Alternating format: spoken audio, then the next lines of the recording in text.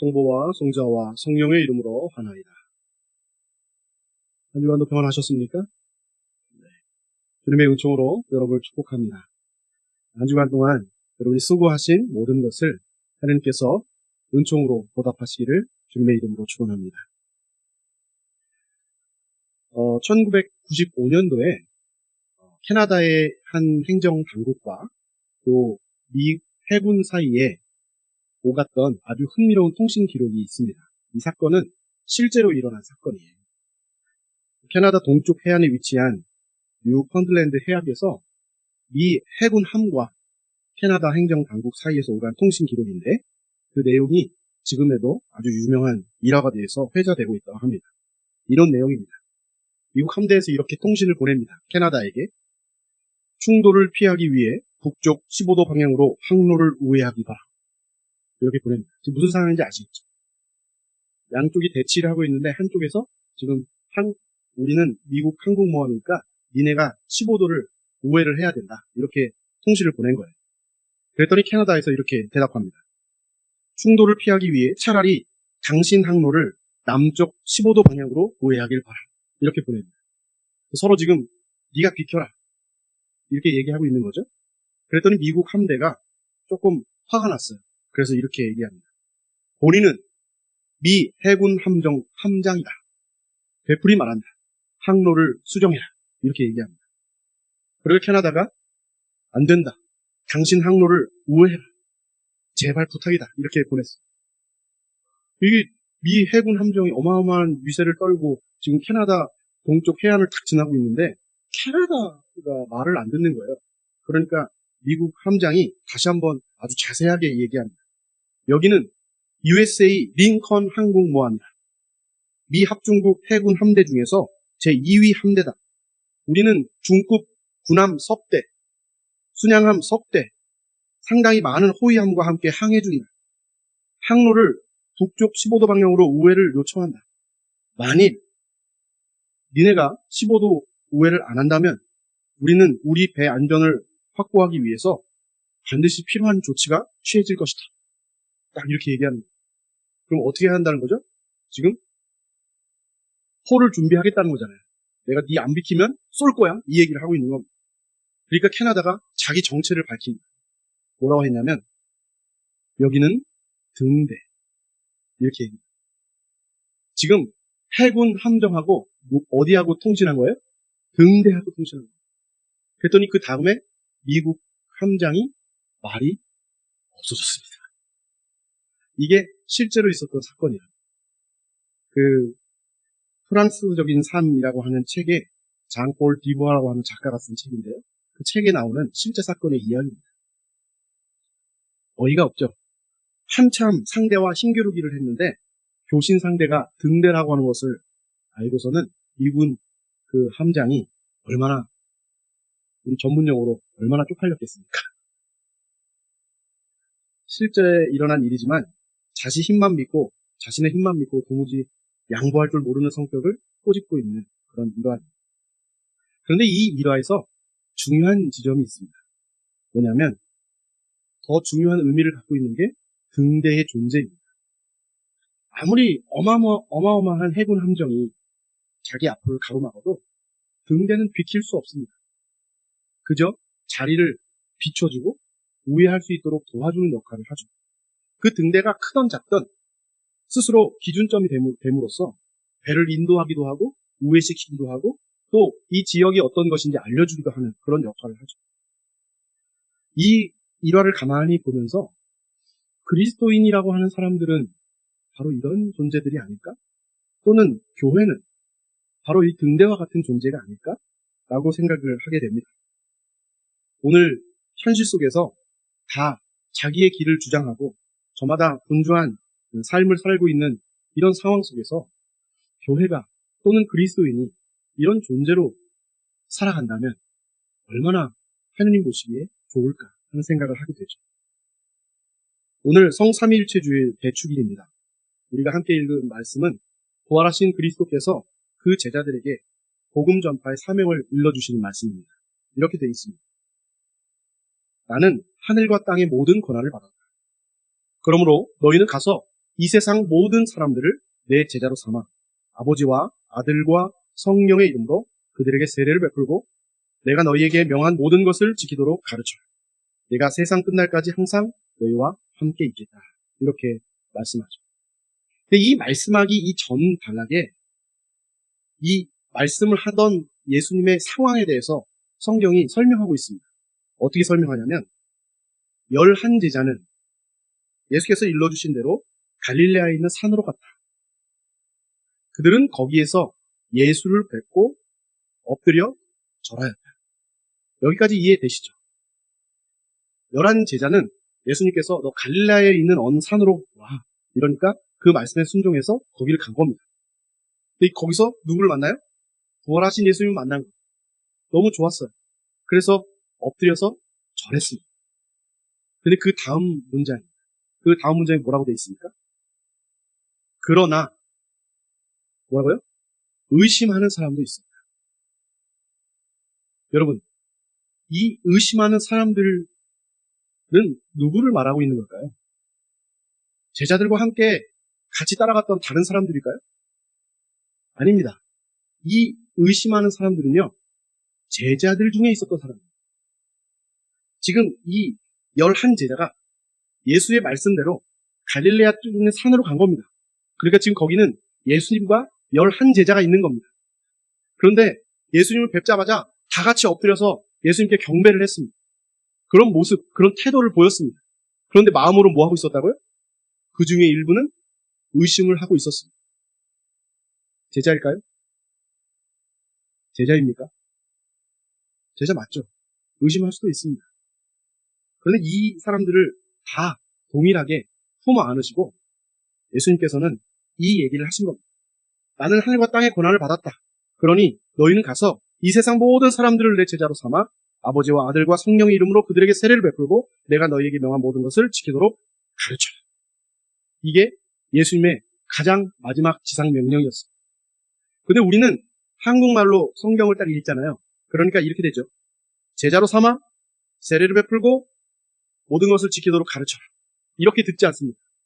그런데 이것을 원문으로 보면, 헬라어 원문으로 보면 어떻게 되냐면 예수님의 삶 동안 가르쳤던 모든 것들을 그들에게 가르쳐라. 그 다음에 세례를 받게 해라. 그 다음에 제자로 만들어라. 이렇게 되어 있습니다. 순서가 우리랑 거꾸로 되어 있죠. 여러분, 모르는 것을 예수님께서 말씀하신 모든 것을 지키도록 가르치려고 하는 가르침의 주체가 누구여야 합니까? 지금 여기서 말하는 사람들은 제자입니다. 제자. 스승의 모든 삶을 고스란히 오롯이 받아서 배웠던 그 제자. 그 제자가 가르치고 지키도록 하는 것이죠. 누구의 말씀을? 예수 그리스도의 말씀. 그러면 제자는 말씀을 지킬까요? 안 지킬까요? 뭐라고요? 예수님의 제자는 예수님을 따라다니면서 예수님의 삶을 배웠잖아요. 그래서 이것을 세상 모든 사람들에게 가르치고 지키도록 해야 하는 사람들입니다. 그러면 그 제자는 그 말씀을 지킬까요? 안 지킬까요? 지키니까 가르칠 수 있겠죠. 지키지도 않고 말할 수 있겠어요? 제가 사제인데 성격이 정말 더러워요. 더러운데 여러분 앞에 가서 평안하십시오. 화해하십시오. 이런 말을 하면 여러분 듣겠습니까? 똑같은 거죠. 제자가 예수님의 말씀을 지키고 배우면 그것을 가르치고 행하도록 할 수 있다는 겁니다. 그러면 이것을 현실로 이렇게 고스란히 갖고 와서 생각해 보십시다. 세상이 예수 그리스도를 믿지 않는 이유는 무엇일까요? 누가 보여주지 않았기 때문입니까? 모르겠어요. 나는 아니지요. 그러고 있는 거 아닙니다. 우리가 그리스도인이 또는 교회가 예수 그리스도를 보여주지 못하고 예수 그리스도의 말씀을 지키고 가르치지 못했기 때문에 지금 이 상황이 벌어지고 있는 겁니다. 그러니까 조금 더 엄밀히 말하면 그리스도인이 그리스도인답지 않았고 교회가 교회답지 않았기에 예수 그리스도를 믿는 사람들이 적어질 수밖에 없는 현실이라고 하는 것이죠. 아유, 수민님 오늘 삼위일체주의인데 왜 자꾸 그런 곤란한 말씀을 계속 하시는 거예요. 이렇게 생각하실 수도 있겠습니다. 세상 사람들이 여러분에게 삼위일체가 뭐야? 이렇게 질문하면 여러분 어떻게 대답하시겠습니까? 친구들이 너 교회 다니냐? 이렇게 물어봐. 나 교회나 성당 다니지. 삼위일체가 뭐야? 이렇게 하면 여러분 어떻게 대답하시겠어요? 고개 숙이고 계시지 마세요. 저를 보십시오. 꼭 불리하면 고개를 숙이셔야 해요. 어떻게 대답하시겠습니까? 몰라요. 그냥 나와봐. 나와보면 알아. 가면 다 신부님이 알려줘. 나는 몰라도 가면은 신부님이 다 알려줘. 걱정하지 마. 이렇게 얘기합니다.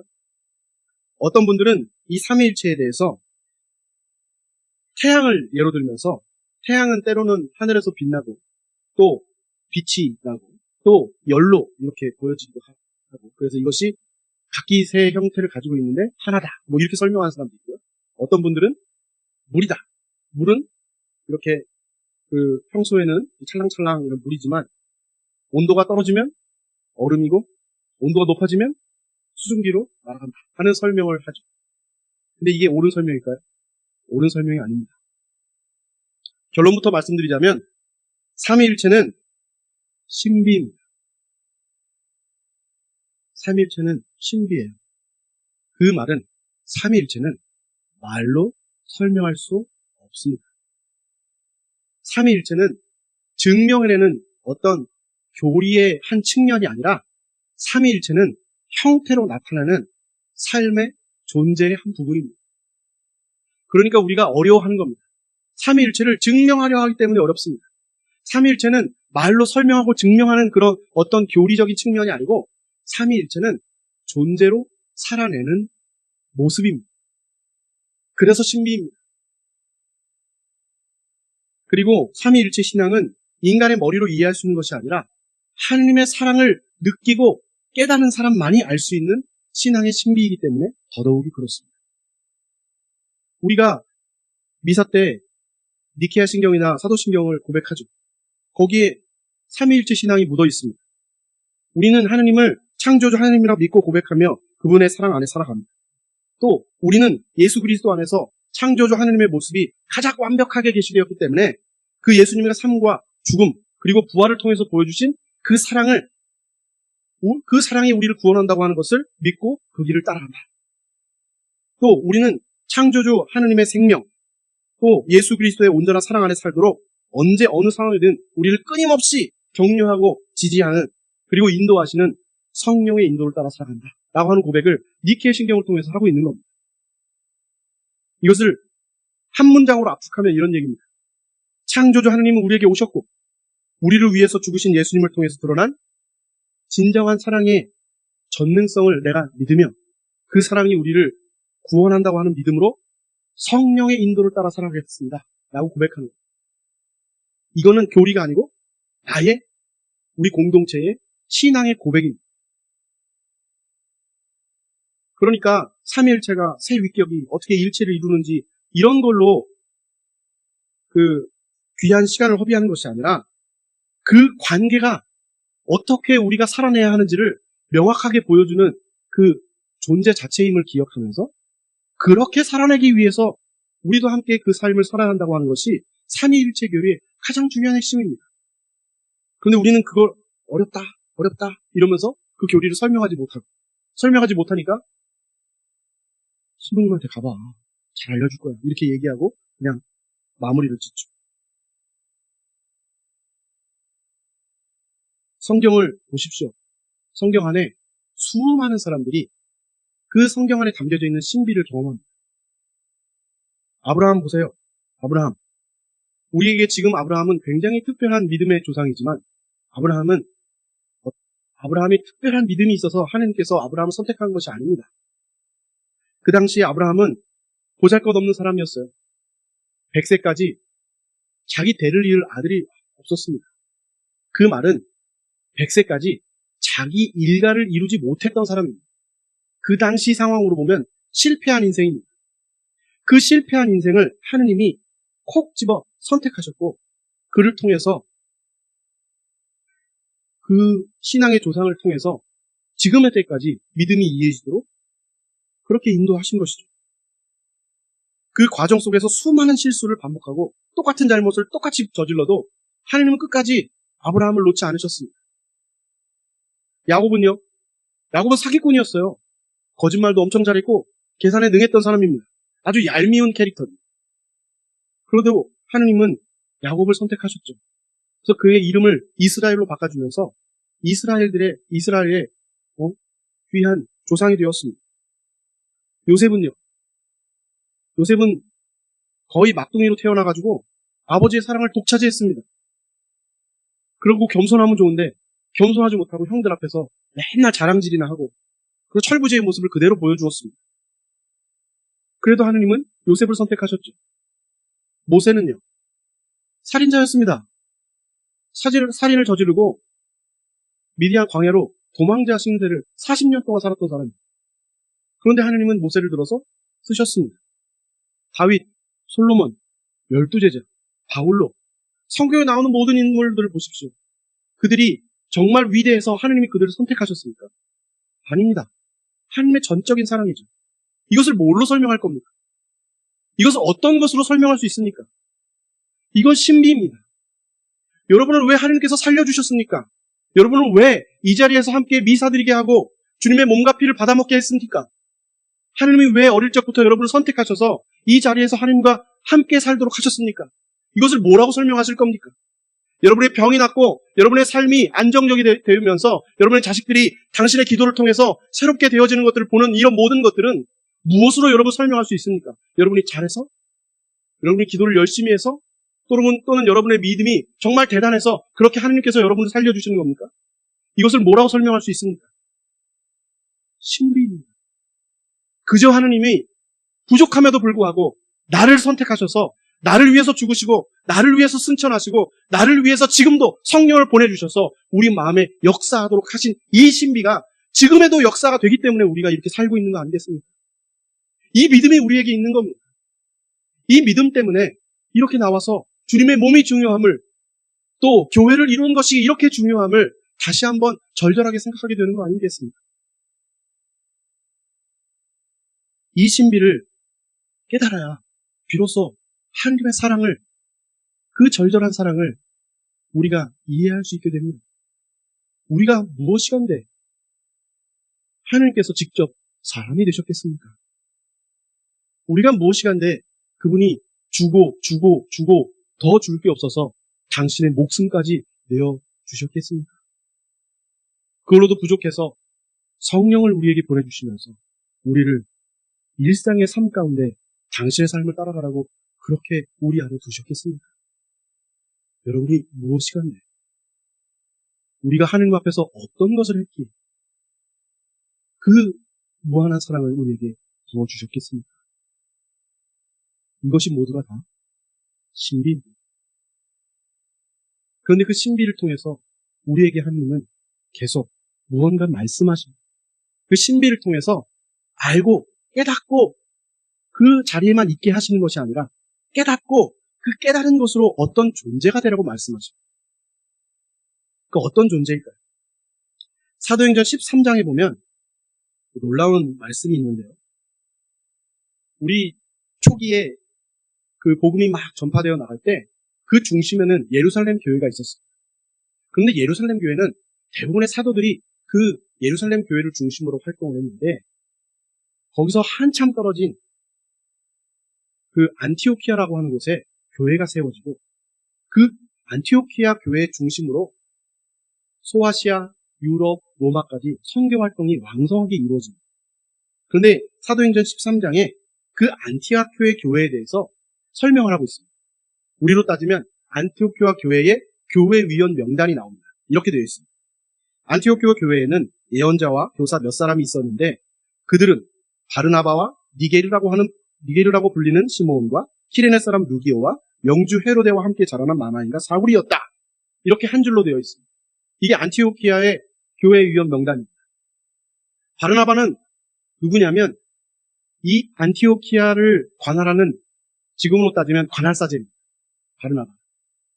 그리고 그 다음 인물이 순서대로니까 바르나바가 가장 중요한 사람이겠죠. 그 다음 사람이 누구냐면 니게르라고 불리는 시므온. 이 사람이 누군지 아세요? 한 번도 들어본 적 없죠.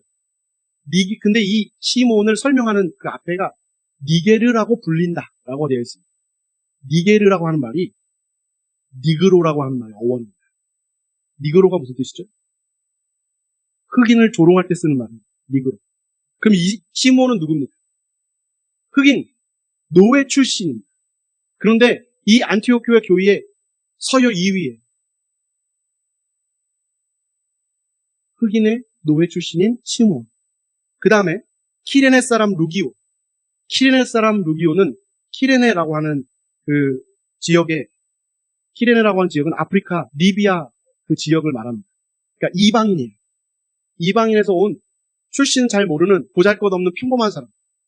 이 사람이 안티오크 교회의 세 번째 서열이었습니다. 그 다음은 누구였냐면 영주 헤로데와 함께 자라난 마나인입니다.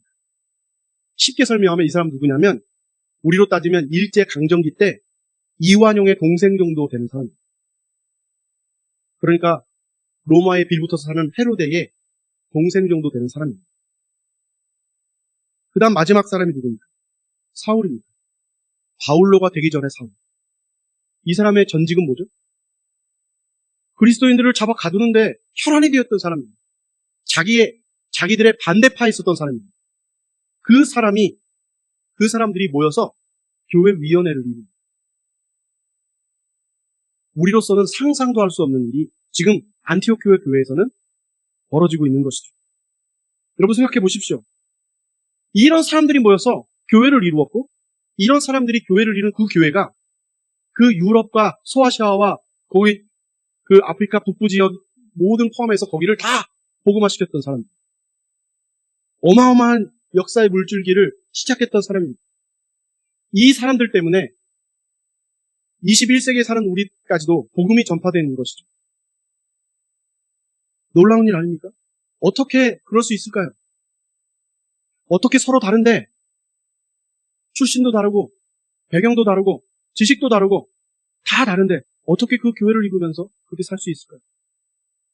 이들은 주님의 사랑이 무엇인지 그 신비가 무엇인지 그 신비를 살아내는 것이 무엇인지를 명확하게 알았던 사람들입니다. 그래서 그 중심에 절절한 주님의 사랑이 있다고 하는 것을 깨닫고 아주 전형적인 교회의 모습을 이루면서 그렇게 살아냈던 사람입니다. 우리 어떻습니까? 우리는 어떤 교회를 이루고 있습니까? 우리는 정말 주님의 사랑의 기초에서 그 신비의 기초에서 교회를 이루고 있습니까? 나와 조금만 다르면 나와 조금만 다른 배경을 가지고 있으면 우리는 어떡하죠? 거리를 두고 멀리하고 나랑 조금 안 맞다고 하면 적당히 교제하면서 그렇게 지내는 게 지금 우리의 모습 아닙니까? 그것이 진짜 교회로서 존재하는 우리의 모습이어야 할까요? 삼위일체 대축일에 우리에게 주시는 가장 중요한 핵심은 하느님 아버지와 예수 그리스도와 성령께서 일치를 이루셔서 보여주시는 그 모습을 우리 또한 교회를 통해서 이루어야 한다고 하는 것이 그것이 주님의 명령임을 기억하고 그렇게 살아내야 된다고 하는 것이 핵심입니다. 그게 우리의 존재 이유이기도 합니다. 제가 서두에 등대라고 하는 말을 등장시키면서 그리스도인과 교회를 떠오른 것은 다른 뜻이 아닙니다. 바로 삼위일체 하나님의 사랑을 우리 교회가 또는 우리 스스로가 우리의 삶의 자리에서 구현해야 하기 때문에 그렇습니다. 그래서 세상 사람들은 이해하지 못하는 그 사랑을 우리는 그 사랑으로 살아내면서 나를 통해서 하나님이 보이는 사람들로 세상에 그렇게 존재해야 된다고 하는 것이 오늘 말씀의 가장 중요한 핵심이 되는 것이죠. 그렇게 살아야만 하는 겁니다. 그런데 하느님은 너 열심히 해서 그렇게 살아라 라고만 말씀하시지 않으셨습니다. 뭐라고 말씀하시냐면 내가 세상 끝날까지 항상 너희와 함께하리라. 이미 하느님은 그렇게 살 수 없음을 아시고 우리에게 힘과 지혜와 능력을 더해 주시기 위해 그렇게 우리와 함께 계시겠다고 선언하십니다. 그래서 우리는 우리 안에 가득 담긴 그 주님과 함께 하나님께서 일치하시는 그 사랑의 일치를 우리 삶으로 살아내야 하는 것이고 그런 교회의 모습을 갖춰야 하는 것입니다. 그것이 오늘 삼위일체 대축일에 우리에게 주시는 하나님의 말씀이죠. 여러분도 하나하나가 모두 등대입니다. 세상 속에서 등대로서의 삶을 살아가게 될 것입니다. 그때 여러분에게 힘주시는 그 하느님, 여러분과 일치를 원하시는 그 하느님께서 여러분과 함께 계심을 기억하시면서 그렇게 일치의 진리를 삶으로 살아내시는 여러분 모두가 되시기를 주님의 이름으로 축원합니다. 그 힘으로 우리가 함께 교회를 이루십시다. 그 힘으로 세상에서 등대의 가정, 등대의 직장, 등대의 존재들이 되셔서 세상으로 나아가십시다. 그것이 우리에게 가장 중요한 사명임을 기억하면서 그것을 하게 하시는 분은 우리가 아니고 주님이십니다. 다시 한번 기억하고 그분께 의지해서 한 주간도 살아내시는 여러분 모두가 되시기를 주님의 이름으로 축원합니다. 성부와 성자와 성령의 이름으로